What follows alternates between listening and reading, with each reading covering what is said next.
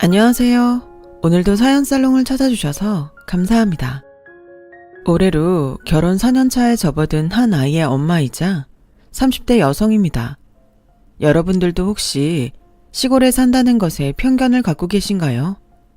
요즘은 오히려 치열하게 살기보다 시골에 내려가 한적하게 살고 싶은 사람들도 많은 것 같은데, 그래도 서울에 산다는 것이 누군가에게는 최고의 부심이 되는 듯 합니다. 단도직입적으로 저는 제가 결혼 2년을 넘기지 못하고 이혼할 줄 알았어요. 그만큼 신혼 시절이 제가 감당하기엔 너무나도 힘들었는데요. 지금은 남편과 아이를 낳고 아주 잘 살고 있지만 그때를 떠올리면 내가 어떻게 이러고 살고 있나 신기할 정도입니다. 제가 이혼을 고심했던 가장 큰 이유는 바로 서울 토박이 저희 시어머니 때문이었어요. 시어머니는 그리 넉넉하게 살고 계시진 않았지만 당신이 서울 태생, 그리고 서울 토박이라는 것에 대단한 자부심이 있는 사람이었어요. 사람 사는 곳이 뭐가 그리 차이가 있다고 자부심까지 갖는지 지금 생각해도 유치하기 짝이 없네요. 하지만 저희 시어머니는 저와는 생각이 완전히 달랐어요. 왜 그런 말 있잖니? 사람은 나서 서울로 보내고 말은 제주도로 보낸다고. 그런 말이 왜 있겠어? 그만큼 서울이 중요하고 서울에 살아야 인정받을 수 있다는 거야. 대학들도 봐. 명문대는 죄다 서울에 있지 않니? 그 명문대 당신께서 나온 것도 아니고 그렇다고 서울에서 떵떵거리며 사시는 것도 아니면서 시어머니는 그렇게 당신이 서울 출신이라는 걸 자랑스럽게 생각하셨어요. 게다가 일찍 돌아가셔서 뵌 적이 없는 시아버지까지 시어머니와 같은 서울 출신의 서울 토박이라 그 자부심은 정말로 대단했는데요. 당신이 그런 생각을 하고 산다는데 제가 뭐라고 할 건 아니지만 제가 공교롭게 지방 출신이라 시어머니와 종종 지역 감정으로 부딪히는 일이 있었어요. 그러다 보니 나중엔 이혼까지 생각하게 됐는데 뜻밖의 일로 고비를 넘겼고 그 일을 계기로 상황이 완전히 달라졌죠.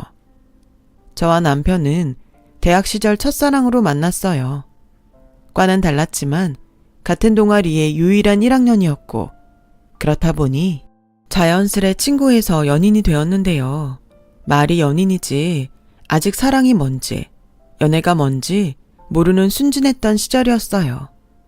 그리고 그 꽃같은 시절을 지나 남편과 장장 9년이란 시간을 함께 보낸 저는 좋았던 시절, 싸웠던 시절들을 모두 보내며 결혼식을 올렸고 그렇게 연인처럼 친구처럼 재밌게만 살 줄 알았는데 결혼은 제 생각과는 다른 또 다른 현실이었어요.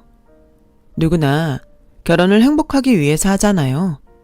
물론 둘만 좋다고 할 수 있는 것이 결혼은 아니지만 저는 그때도 순진했는지 당사자인 저희들 외에는 다른 사람 생각은 하지 않았던 것 같아요. 그렇다 보니 결혼 전 저보다 먼저 결혼한 사람들이 흔히 말하는 시댁 얘기나 부부 갈등 이야기에는 별로 귀 기울이지 않았는데 그게 저의 현실이 될 줄 그때는 미처 몰랐어요. 그래서 결혼 초 행복에 겨워해야 할 그 시절에 남모를 마음고생을 많이 했던 저는 애써 그동안 남남으로 살던 사람들이니 그럴 수도 있다고 자기 최면을 걸기도 했었는데요. 아무리 좋게 넘기려 해도 시어머니는 친정엄마가 될 수 없더라고요. 그렇다고 며느리 입장에서 함부로 할 수도 없고 남편도 남편대로 가운데서 난처해야 하는 것 같아서 이래저래 참 힘든 시간이었어요. 그때가 아무래도 신혼이다 보니 제가 남편을 많이 생각하며 참았는데 참는 것이 능사는 아니더라고요. 그저 순간순간을 참고 넘겼을 뿐이지 결국 폭발하고 말았죠. 그때 당시엔 시어머니도 저도 수준이 딱 거기까지였던 것 같아요. 저는 지방이라고 말하기도 뭐한 시골 출신이었어요. 편의점은 물론이고 조그만 슈퍼조차 없는 그런 곳이었는데 저도 어릴 땐 왜 나는 도시가 아닌 시골에 사는 걸까 하는 생각을 하며 살았어요. 그때만 해도 TV에서는 도시의 화려한 모습을 줄곧 방송했기 때문에 어린 마음에 그걸 동경하지 않을 수 없었죠. 그렇다고 제가 사는 곳을 싫어했던 건 아니었어요. 저희 부모님이 서울에 사시다 자연과 살고 싶어 귀촌하신 분들이라 집도 마당도 동화책에 나올 것처럼 아기자기하게 잘 꾸며놓고 사셨거든요. 그래서 저는 부끄럽지만 어릴 때 제가 정말로 숲속에 사는 공주인 줄 알았어요. 그만큼 저희 부모님이 저를 예쁘고 귀하게 키워주셨는데 크면서 10대가 된 저는 서울에 가고 싶었어요. 사람이 원래 그렇잖아요. 가진 것보다 갖지 못한 것에 욕심이 나는 것. 그래서 부모님은 괜찮다고 하는데도 공부를 팠죠. 팠다는 표현이 다소 우습기는 한데 지금 생각해도 팠다는 표현 외에는 뭐라고 해야 할지 떠오르지 않아요. 하나도 메리트가 아니지만 그때는 사람도 많고 시끄러운 서울 한복판, 그것도 고층 아파트에 살고 싶었어요. 그래서 읍내 시내에서 늦게까지 학원을 다녔고 밤이면 친정아빠가 차로 저를 데리러 오셨는데 저희 그 욕심 때문에 저희 부모님도 고생이 많으셨죠. 그리고 그 결과 저는 서울 명문대에 입학을 했고 드디어 원하던 서울살이를 시작했는데요. 꿈에 그리던 서울에 사니 설레고 참 좋았는데 신나고 좋은 것도 한두 달이고 금세 어쩐지 좀 외로워졌어요. 친구들은 수업 끝나면 부모님이 계시는 집에 가는데 저는 아무도 없는 자취방에 가야 하니 부모님도 보고 싶고 집밥도 먹고 싶고 생각보다 빨리 집이 그리워지더라고요. 엄마는 힘들면 휴학해도 된다고 말씀은 하셨지만 제가 고집부려서 여기까지 와놓고 그러고 싶진 않았어요. 그래서 동아리에 들어가면 좀 나아질까 싶어서 평소 책 보는 걸 좋아하니 독서 관련 동아리에 들어가게 되었어요.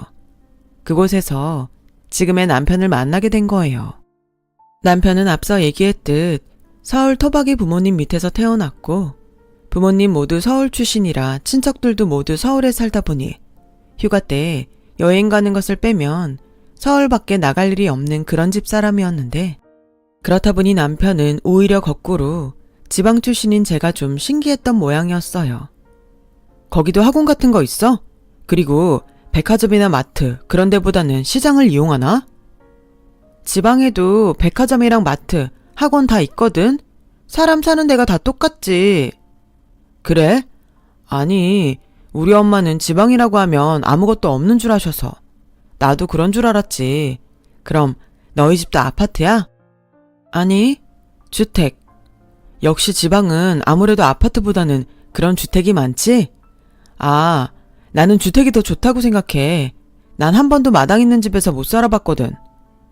아, 그러셔. 하긴 넌 놀이터에 가서 놀았을 테니까. 그럼 넌 어디서 놀았어? 그리고 너는 왜 사투리 안 써? 거기는 사투리 없어? 몰라.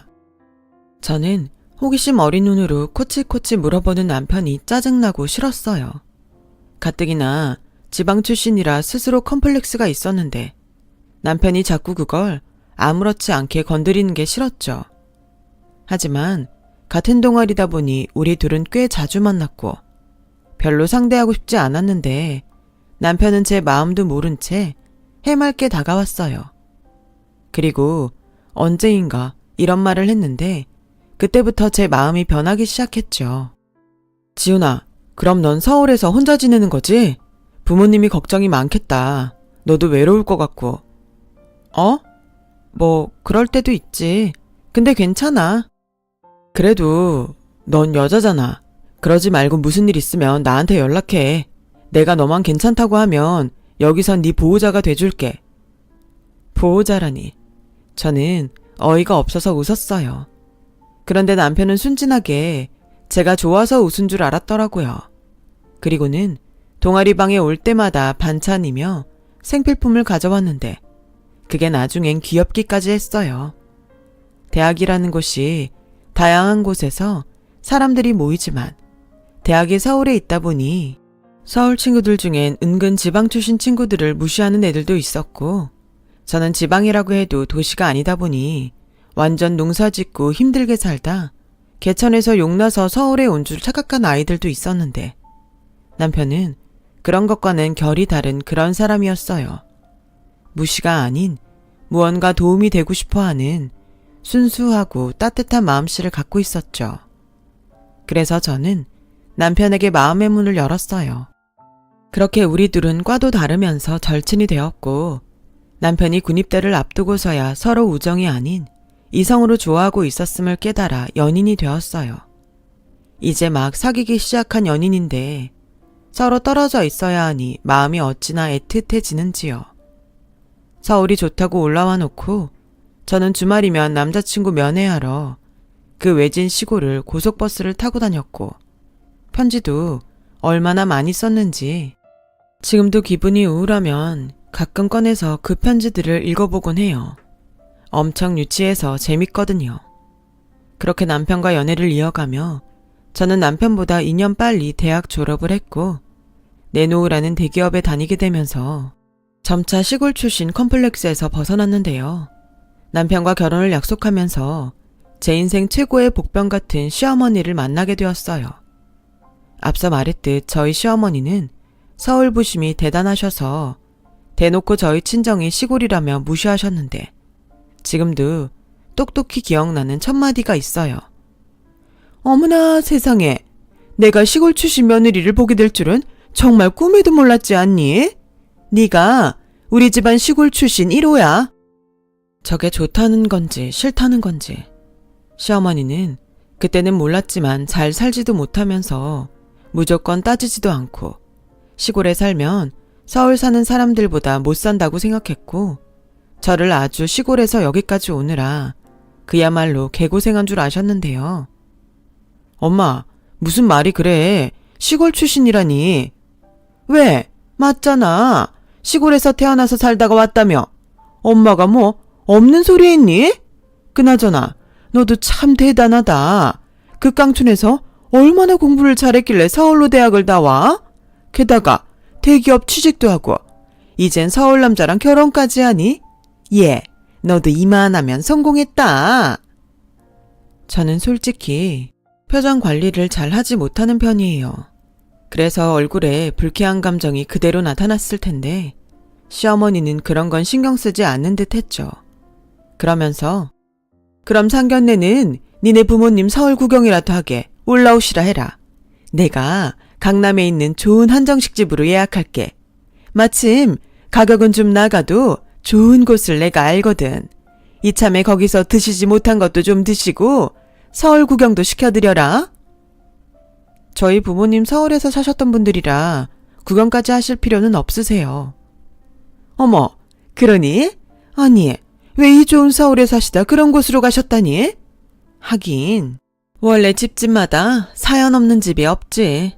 그래도 그 사이에 서울이 얼마나 많이 변했는데 네가 좋은 곳 많이 보여드려라. 그래도 멀리서 오시는 거잖니. 분명 호의로 이야기하시는 거겠지만 남편과의 첫인상도 그렇고 모자가 그런 면이 참 많이 닮았더라고요. 그리고 그 점이 저에겐 썩 유쾌하지는 않았는데 관계가 관계이다 보니 쉽사리 어떤 말도 하지 못했어요. 그리고 솔직히 인프라 없는 시골에 살긴 하지만 저희 친정 부모님이 남편의 집보다 훨씬 경제적으로 여유가 있었거든요. 시어머니는 묻지도 따지지도 않고 저희 부모님을 동정하니 한마디로 어이가 없어서 할 말은 많았지만 하지 않았죠. 그렇다고 저희 부모님 현금 많고 건물이며 땅이며 어머님보다 부자세요 라고 말할 수는 없잖아요.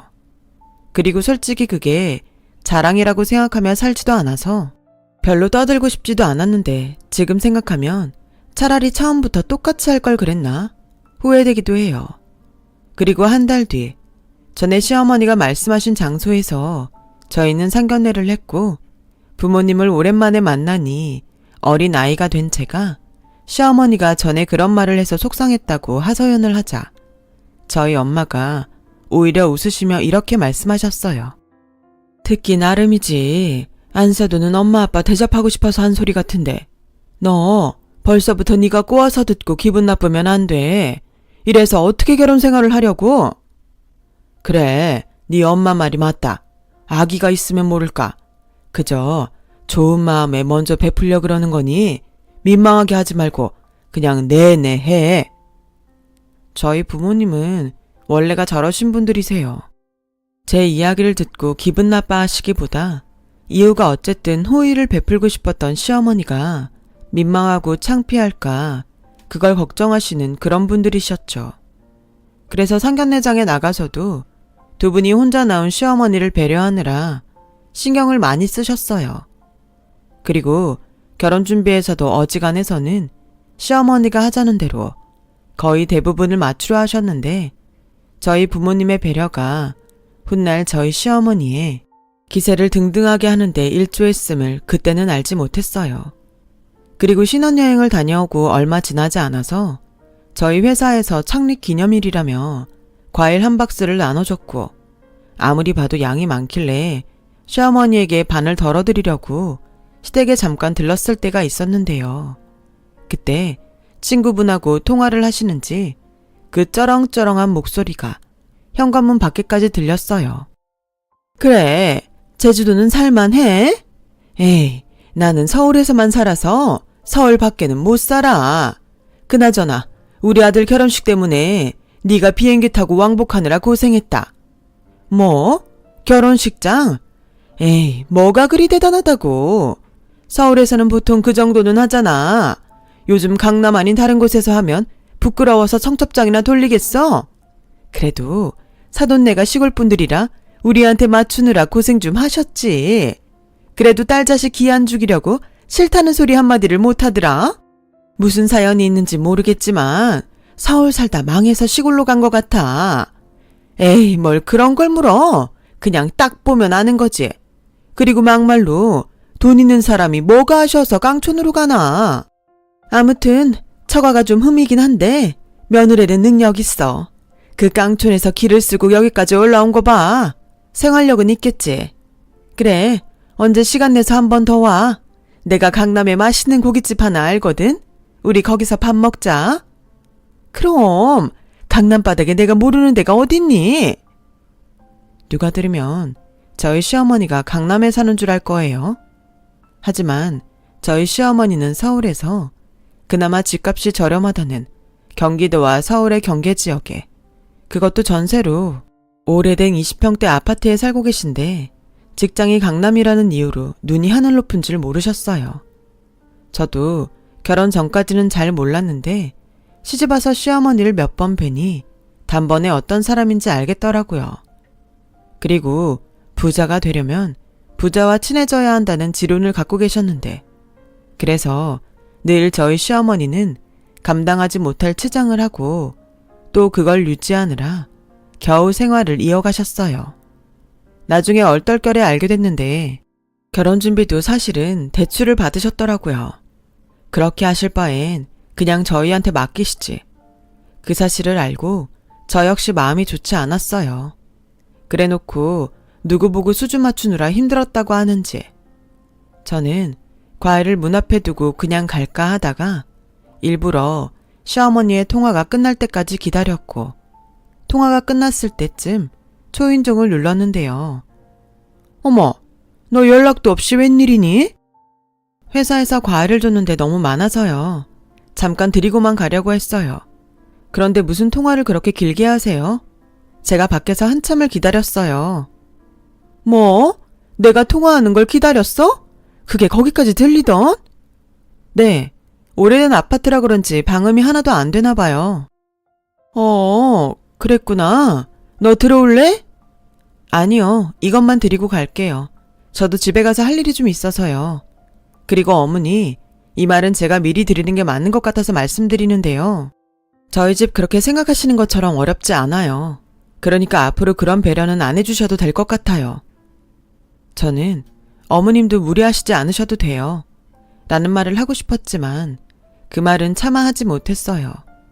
그리고 이쯤이면 알아들을 줄 알았는데 무슨 똥꼬집인지 아니면 믿고 싶지 않으신지 시어머니는 제가 부모 속도 모르고 철이 없다며 떠들고 다니셨고, 나중엔 제가 먼저 지쳐서 그러시든지 말든지 내버려 뒀는데 황당하고 어이없는 일이 벌어졌어요. 한 번은 저희 친정에서 자연산 송이를 크고 실한 것들만 골라서 2박스를 보내주셨는데요. 제가 제일 좋아하는 음식이 바로 이 송이였어요. 그래서 철이면 저희 아빠가 아는 지인을 통해 꼭 구해서 다 먹게 해주셨는데 그 해는 제가 결혼을 했으니 남편과 시어머니 목까지 챙기셨다고 하더라고요. 남편도 자연산 송이는 처음 본다며 좋아했는데 제가 남편을 통해 친정에서 온 송이 한 박스를 시어머니에게 보냈더니 어쩐지 반응이 좀 이상한 거예요. 보통은 귀하고 비싼 식재료라 선물을 하면 의뢰 좋아하시고 고마워하시는데 한 박스나 받은 시어머니는 저에게 전화로 이렇게 말씀하셨어요. 세상에, 내가 선물로 버섯을 다 받아보네. 직접 키우셨다니? 버섯 그게 돈이 되나? 그래도 그렇지. 무슨 버섯에 이런 고급 과대 포장을 했다니? 아무튼 잘 먹겠다고 전해드려. 나중에 반찬이나 찌개 끓일 때 넣어서 먹어야겠다. 그건 필히 시어머니가 잘 모르는 게 분명했어요. 이럴 줄 알았다면 그냥 우리끼리 몽땅 맛있게 먹는 건데. 전 그러면 안 되지만 시어머니에게 드린 송이 한 박스가 아까웠어요. 그래서 전화해서 그 버섯이 그냥 싸구려 버섯이 아니라고 말씀드리려 했는데 이번에는 남편이 저를 말리더라고요. 에이, 아무리 우리 엄마가 서울에서만 살았어도 그 정도도 모를까. 괜히 전화해서 안 들어도 될 소리 듣지 말고 넘어가자. 나 빨리 송이 먹고 싶어. 저는 아무리 생각해도 시어머니가 모르는 것 같은데 저는 제가 또 오버하는 걸까봐 남편 말을 듣기로 했어요. 그리고 보름이 지나 시댁에서 저녁을 먹으러 오라고 해서 갔는데 주방에 딸린 작은 베란다 문을 여니 시래기 위에 제가 드렸던 송이버섯이 그대로 방치돼 있었던 거 있죠. 어머니, 이걸 이대로 두셨어요? 이거 너무 아까운데. 내가 혼자 있지 않니? 버섯이 많아서 말려서 보관하려고. 그래야 썩지도 않고 좋을 것 같아서. 아니, 그래도 그렇지. 향도 다 날아가고 너무 아까워요. 차라리 사무실 직원분들하고 나눠 드시지. 어머, 얘. 아무리 사돈 내가 시골에 산다고 하지만 버섯을 나눠 먹냐? 인삼도 아니고. 엄마, 누가 송이를 저렇게 먹어? 설마 했는데 엄마 자연산 송이 몰라? 이놈이? 엄마가 주부 경력이 몇 년인데. 그리고 버섯이 다 자연이지 인공이 있냐? 아니, 애들이 무슨 버섯 하나에 이렇게 열을 내? 어디 금가루라도 뿌려졌어? 니네 친정은 시골이라 저런 게 다 귀한가 보구나. 저는 기가 차서 말이 나오지 않았어요. 가치를 모르는 사람한테 그런 좋은 것을 줬다는 게 그저 후회가 될 뿐이었죠. 그리고 남편 역시 제 눈치가 보였는지 집에 와서는 자기 엄마 두둔하기 바빴는데요. 우리 엄마가 서울에서만 살아서 그런 걸 모르나 봐. 평생 그런 좋은 걸 먹어봤어야지. 아니, 내 생각엔 자기 어머니 우리 집을 무시해서 그러시는 것 같아. 처음부터 그랬잖아. 시골 산다고 무시하고. 정작 그 시골에 있는 우리 집에는 가보신 적도 없으시면서. 우리 엄마가 힘들게 살아서 자존심밖에 없어서 그래. 자기가 좀 이해해주라. 오죽하면 그걸로 위안 삼겠냐. 알고 보면 우리 엄마도 불쌍해. 남편의 말을 들으니 이해는 갔어요. 가진 것은 없지만 무시당하고 싶지 않은 그 마음을. 저도 사람인데 왜 모르겠어요. 다만 번지수를 잘못 잡고 저러시니 은근 스트레스가 되더라고요. 저 역시 말도 안 되는 무시를 계속 당하고 싶지 않았으니까요. 게다가 사소하지만 시어머니는 TV에서 자연인 관련 방송을 볼 때면 저희 친정도 저렇게 사냐며 시시덕거리는데 거기까지는 도무지 참을 수 없었어요. 그래서 한 번은 술을 내야겠다고 생각해 이런 말을 꺼냈는데요. 어머님, 그러지 마시고 언제 시간 내서 저희 친정에 한번 가보실래요? 뭐? 에이, 난 싫어. 난 벌레도 싫고 불편한 거 딱 칠색이야. 어머니, 여기 아파트에도 바퀴벌레 있고 계단에는 거미도 있던데요. 그야, 오래된 건물이니까 그렇지. 근데 니네 집에는 쥐도 있고 나방도 있고 그 뭐냐, 지네 같은 것도 있을 거잖아. 에이, 그런 거 하나도 없어요. 게다가 저희 엄마가 마당에 정원을 얼마나 예쁘게 꾸미고 사시는데요. 예뻐봤자 시골 마당이지. 난 싫다. 난 서울이 좋아. 그리고 너도 이제 가족이니까 하는 말인데 니네 부모님 언제까지 거기 계실 생각이라든 지금이야 두 분이 정정하니까 거기 계신다지만 사람 일은 모르지 않니? 그렇다고 니들이 서울에서 거기까지 왔다 갔다 할 수도 없고 서울까지는 힘들면 어디 경기도나 인천 정도는 올라오실 수 있지 않을까? 네가 딸이니까 잘 말해봐. 뭐 내가 아름아름 어디 전세라도 알아봐 드릴 순 있어. 그야말로 되로 주고 말로 받았어요.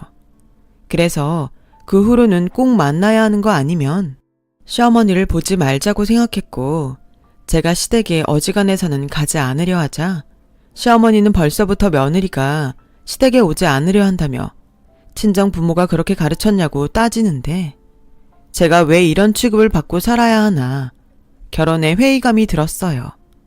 그리고 그즈음 제 심기를 건드리는 일이 있었는데 이건 조금 민감한 주제이긴 해요.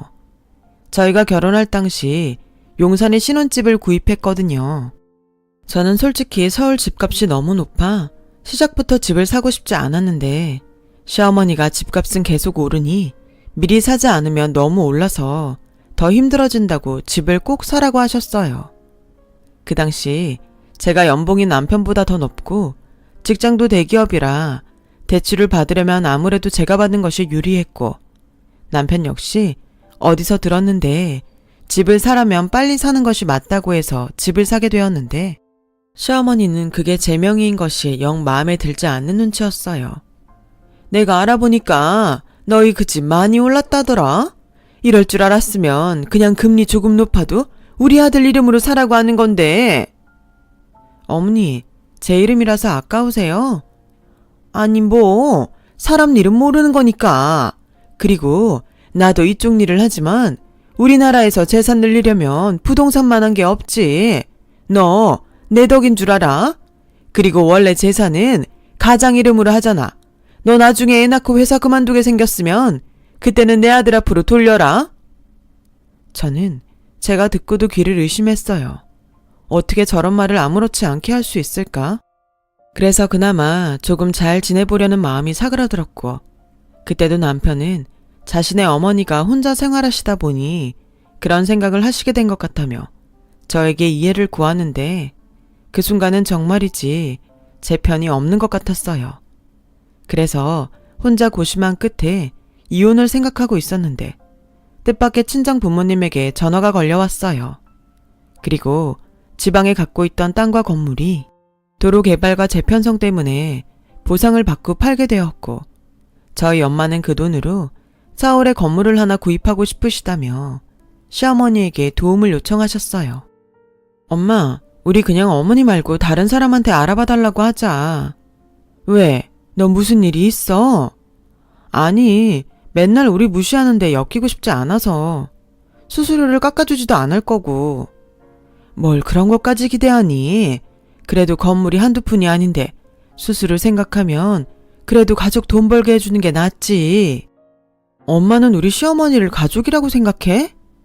그럼 내 딸이랑 사는 사위를 낳아주셨잖아.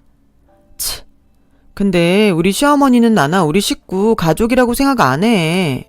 우리 지금 사는 아파트 자기 덕에 많이 올랐다고 명의 아들로 했어야 했다고 엄청 배 아파하신단 말이야.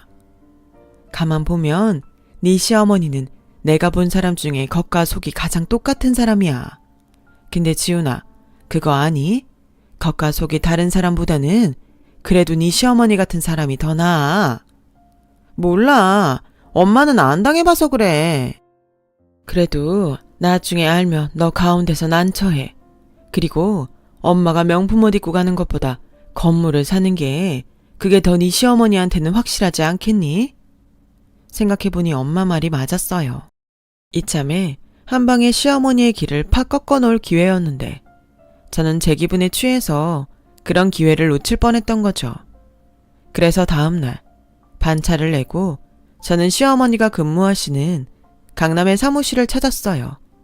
그리고 친정에서 서울에 건물을 사고 싶어 하신다고 말을 전했는데 시어머니는 무슨 대단히 웃긴 이야기를 들은 양 혼자 박장대소를 터뜨리셨어요.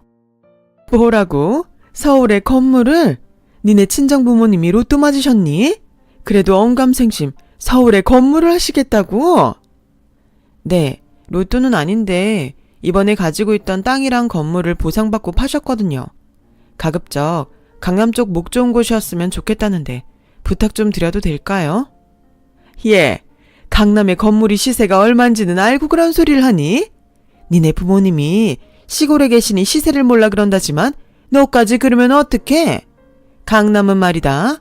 그냥 조그만 땅콩 건물도 몇십억이나 해. 하물며 네가 말한 목 좋은 곳 몇백억은 하지. 그러지 마시고 경기도 쪽이나 아님 지금 계시는 곳 가까운 역세권 쪽에 한번 알아보시라 해. 내가 도와드리면 좋겠지만 그렇게 작은 금액 가지고 움직이기가 힘드네. 네, 알겠어요. 그럼 다른 사람 통해서 알아보시라 전할게요. 그래, 너무 실망하시지 않으시게 네가 말씀 잘 드려. 아휴, 그래도 이번에 보상받으셔서 돈 좀 만지시나 본데 그래도 강남은 너무 오버하셨다. 저는 시종일관 저희 부모님을 무시하는 시어머니를 더는 봐줄 수 없었어요. 자기는 그 몇 억도 없으면서 도대체 무얼 믿고 저러나 이해가 가지 않았어요. 그래서 못된 마음인 건 알지만 같은 건물의 다른 사무실로 가서 건물 매입 의뢰를 했고 그곳에서는 강남에 목 좋은 건물을 찾고 있다고 하니 대뜸 얼마까지 생각하냐며 물으셨는데 저희 부모님이 미리 말씀하시길 좋은 알짜배기 건물이라면 얼마이건 상관없다 하셨다고 하니 한순간에 그분 얼굴이 달라졌어요. 그리고 단 하루 만에 건물 리스트와 그 건물에 입점되어 있는 가게들 목록까지 한눈에 금액별로 정리해서 그렇게 주시는데 아무것도 모르는 제가 봐도 한눈에 파악이 되더라고요. 그리고 며칠 후 저희 부모님이 본격적으로 건물을 보고 계약하시러 서울로 올라오시는데 그 전날 제가 집에 중개업자분이 주신 건물 리스트를 식탁 위에 둔 것을 보고 남편에게 전화가 걸려왔어요. 자기야, 이거 뭐야? 자기 건물 사? 내가 돈이 어딨어. 우리 부모님이 이번에 강남 쪽에 건물을 사신다고 해서 내가 미리 의뢰한 거야. 그래? 근데 왜 우리 엄마 통해서 안 하고 다른 사람 통해서 해? 이건 좀 서운하다. 서운하다고? 당신 어머니가 먼저 까신 거야. 당신은 작은 금액이라 움직일 수 없다고 다른 데 가서 알아보라고 하셨어. 뭐? 이게 작은 금액이라고? 우리 엄마 왜 그러지? 몰라. 나 엄마 아빠 픽업 가고 있으니까 이만 끊어. 그리고 바로 부동산으로 갈 거니까 자기는 신경 쓰지 마. 자기야, 잠깐만. 그래도 그렇지. 나도 갈게. 장인 장모님한테 내가 뭐가 돼. 뭐가 되긴. 그리고 가만히 생각하면 자기가 더 나빠. 내가 당신 어머니 때문에 스트레스 받는 거 알면서 중간에서 뭐 했어? 계속 자기 엄마 불쌍하다고 이해하라고만 하고 자기 엄마 조심시킬 생각은 안 했잖아. 나는 도대체 자기한테 뭐였니? 솔직히 나 이혼 진지하게 고민하고 있어. 그러니까 자기도 생각해봐.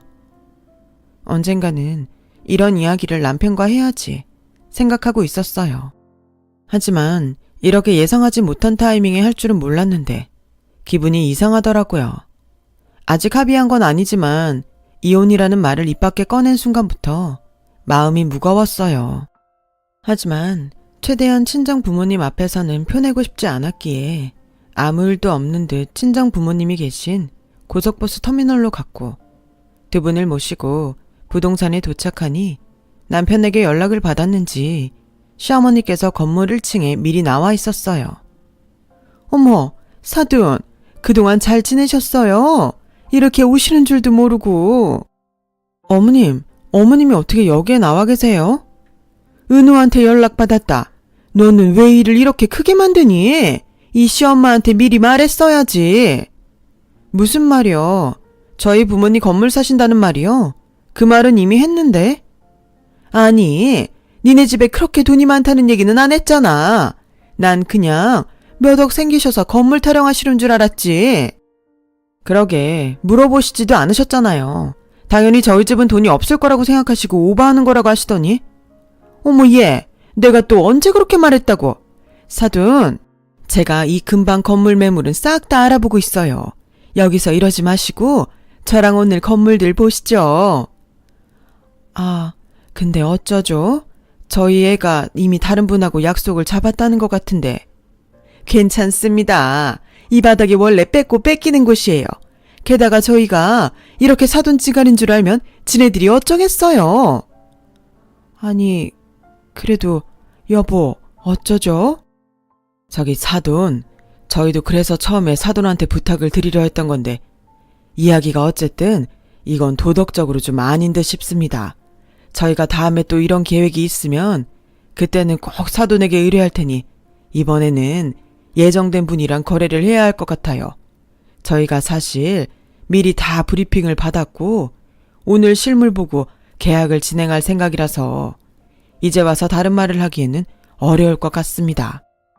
아니, 그래도 이게 얼마짜린데? 어머니, 그러게 제가 계속 이 얘기할 때 잘 들어주시지 그러셨어요. 저희 부모님이 어머니 생각 많이 하셨는데. 뭐야? 너도 그러는 게 아니지? 내가 아무리 착각을 하고 있어도 네가 아니라고. 니네 집에 돈이 많다고 나를 설득했어야지. 제가 안 했을까요?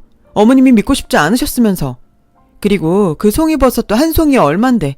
어머님은 하나부터 10까지 저희 집을 무시했잖아요. 요즘 어떤 세상인데 사는 지역을 가지고 선입견을 갖고 사람을 판단해요? 너 일부러 그랬지? 가만 생각하니까 네가 나 엿먹이라고 일부러 그랬어. 내가 너네 사는 아파트가 몰랐다고 명의 어쩌고 할 때도 너 표정 별로였잖아. 당연하죠. 그런 소리 듣고 그럼 웃어요. 그래서 저 어쩌면 은호 씨랑 이혼할 수도 있어요. 제가 너무 힘들어서 은호 씨한테 얘기했거든요. 그러니까 어머님도 아시고 계세요, 그럼. 저는 한순간 벙진 시어머니를 두고 그렇게 저희 부모님을 모시고 다른 부동산 사무실로 향했어요. 그 사이 저 멀리서 남편이 뛰어오는 것 같았지만 이젠 저랑 상관없다고 생각하니 별로 마음이 쓰이지 않더라고요. 하지만 저희 부모님 생각은 좀 다르셨어요. 그래서 거의 계약 직전까지 갔음에도 저희 아빠가 사정을 이야기하고 그동안 애쓰고 고생한 수고비를 챙겨주는 조건으로 계약을 무르고 오셨는데요. 저는 그런 부모님을 이해하지 못했어요. 아빠, 왜 그랬어? 설마 우리 시어머니 통해서 사려고? 지은아, 아빠는 건물을 사는 것보다 네가 더 중요해. 근데 오늘 보니까 너랑 그리고 안 싸두니 보기가 영 안 좋더라. 우리가 괜히 건물을 산다고 해서 일을 이렇게 만들었나 싶고. 아니야. 이미 그 전부터 시어머니랑 안 좋았어. 자꾸 우리 집을 무시하잖아. 아빠도 엄마한테 대충 들어서 알아. 그게 그렇게 속이 상했어? 이혼까지 생각할 만큼? 아빠는 대수롭지 않을지 몰라도 나는 그동안 힘들었어. 좋은 소리도 한두 번이지. 그런 소리를 몇 년씩 들어봐. 그래서 너 정말로 이혼할 거야? 그럼 좋아. 이왕 이혼하는 거 다 같이 모여서 결정하자. 그렇게 세상 불편한 자리가 마련됐어요. 그리고 무슨 대역 죄인처럼 풀이 잔뜩 죽은 시어머니와 남편은 약속이나 한 듯 저희 부모님에게 매달리기 시작하셨는데요. 저기 제가 정말 잘못했습니다. 제가 어른답지 못했어요. 두 분 저 때문에 기분 많이 상하셨죠? 제가 워낙 서울 살면서 남편 없다고 무시당하고 돈 없다고 무시당하다 보니까 저도 모르게 그만 큰 실수를 하고 말았습니다. 아버님, 어머님, 저도 잘못했어요. 지훈이를 먼저 챙겼어야 했는데 제가 생각이 짧았습니다. 다시 기회를 주신다면 그때는 지훈이를 위해서만 살게요. 저 정말 지훈이 없으면 못 삽니다. 왜? 아파트 값이 많이 올라서? 내가 그거 팔아서 똑같이 나눠주면 그때는 내 딸이랑 이혼하겠는가? 여보. 아니요. 저 그 아파트 필요 없습니다. 저는 지훈이만 있으면 돼요. 저 평생 지훈이랑 살고 싶습니다. 사돈, 제가 애들 안 보고 살게요. 그럼 화가 좀 풀리실까요? 아니요. 그럼 제가 무릎이라도 꿇을까요? 아닙니다. 상처받은 건 제가 아니지 않습니까? 저는 제 딸이 행복했으면 좋겠어요. 그래서 사과는 제가 아니라 저희 딸한테 하시는 게 맞는 것 같습니다. 그리고 자네도 우리한테 이러지 말고 자네 와이프한테 가서 빌어. 우린 그저 우리 딸 결정을 존중할 거니까. 자기야, 정말 미안해. 자기 그렇게 힘든 줄 몰랐어. 예, 미안하다. 내 앞으로 너한테 진짜 잘할게. 아니, 네가 안 보고 싶다고 하면 그냥 남남처럼 살아도 된다. 그냥 내가 내세울 게 없어 그랬다. 용서해다오. 분명 저는 원하던 사과를 받았는데 오히려 마음이 무거웠어요. 아마도 저희 아빠는 저한테 그런 마음을 느끼라고 이런 자리를 마련하신 것 같은데 아빠의 계획은 적중했죠. 그 후 저는 남편과 새로운 마음으로 다시 시작하기로 했어요. 어머니도 이젠 저를 무시할 수 없으니 제 눈치를 보기 시작하셨고 저희 아빠가 시어머니를 통해 건물을 매입하고 또 그 건물에 보증금 하나 없이 시어머니에게 가게 하나를 내주셨는데 그 때문인지 저희 시어머니는 예전과는 완전히 다른 사람이 되셨어요. 이제는 당신께서 먼저 시골에 계시는 저희 부모님의 안부를 챙기시고 건물 관리도 알아서 하시는데 워낙에 시어머니께서 꼼꼼한 성격이라 저희 부모님이 너무 감사하게 생각하고 계세요. 이렇듯 서로에게 고마워하고 또 챙기려 하니 저도 남편도 언제 그런 서운한 일이 있었나 싶을 정도로 요즘은 너무 편안하고 행복해요. 그리고 그만큼 편해져서인지 그 일을 겪은 후 저는 얼마 안 돼 지금의 딸아이를 임신했고 지금은 아이를 키우느라 육아휴직 중이에요. 모두들 첫아이는 그렇게 고생한다고 하던데 저는 시어머니가 나서서 육아까지 도와주시니 휴직을 한 것이 민망할 정도로 아주 편안하게 지내고 있답니다.